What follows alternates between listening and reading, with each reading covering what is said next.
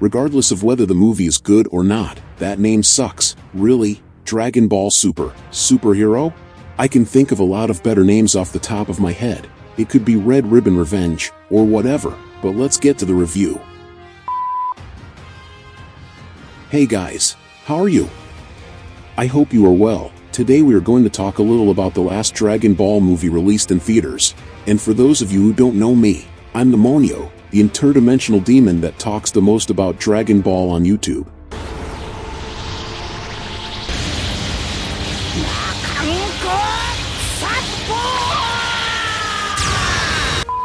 Well, come on, how to start talking about this movie? It is quite different from recent Dragon Ball movies like the Bills movie or the Broly movie. It is basically a Dragon Ball movie that does not focus on Goku and Vegeta, since they hardly in the film has Piccolo as the protagonist, who here is quite funny.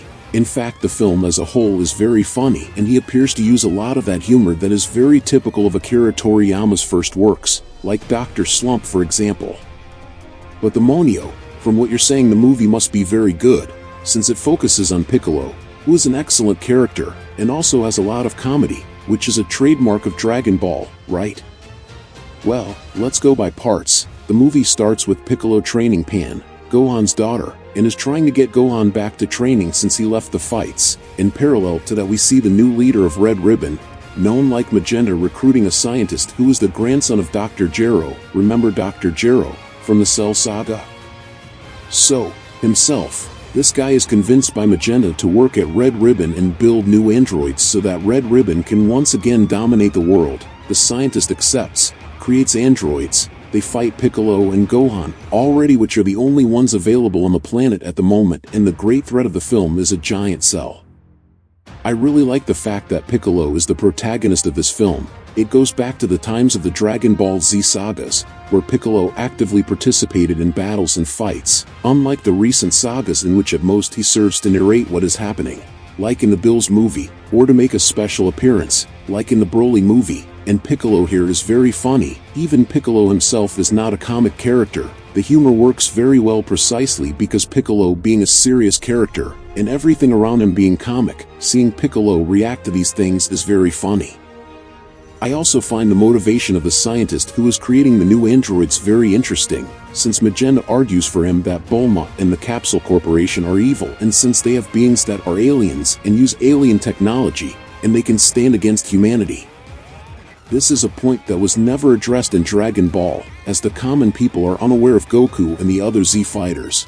They don't know that the Earth has already been saved by them, as the battles are almost never televised. The Frieza saga, for example, takes place on another planet. The only battle that was public was against Cell, and even so people think that whoever defeated Cell was Vidal's father. So it's not something absurd to think that the Capsule Corporation could be evil, since Bulma is the richest person on the planet. They have access to highly advanced technology, and they are related to several powerful and unknown extraterrestrial beings, so it is something that can indeed be believed, at least in theory.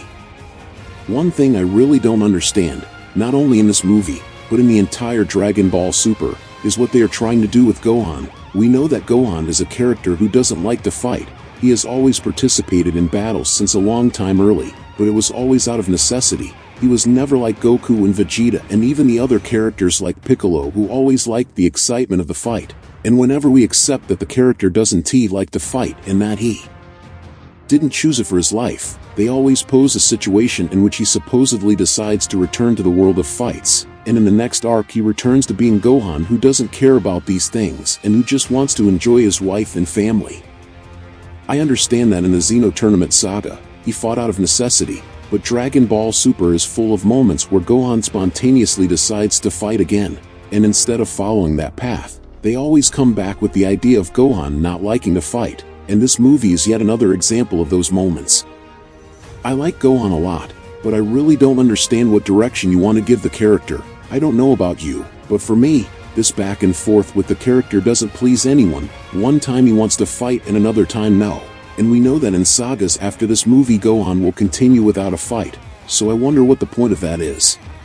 Going back to talking about the movie itself, one of the big problems of this movie in my opinion is the script. The movie uses several comical excuses to justify the flaws in the script, such as the absence of Goku and Vegeta, and the entire plot of the movie that could be resolved with just a request to Shenron. And the film itself seems to be aware of these flaws to the point of simply making very superficial excuses for things not to be resolved in a much simpler way.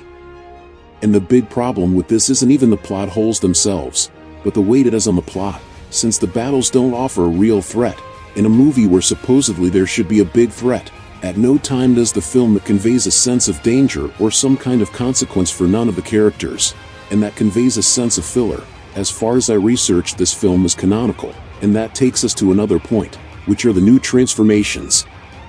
Piccolo's new transformation, I thought, was really cool. It makes sense within what was shown in the movie itself, and it's also visually imposing and interesting, in addition to being a very creative and welcome transformation for a character like Piccolo, who doesn't as a Saiyan, so I thought it was a great addition.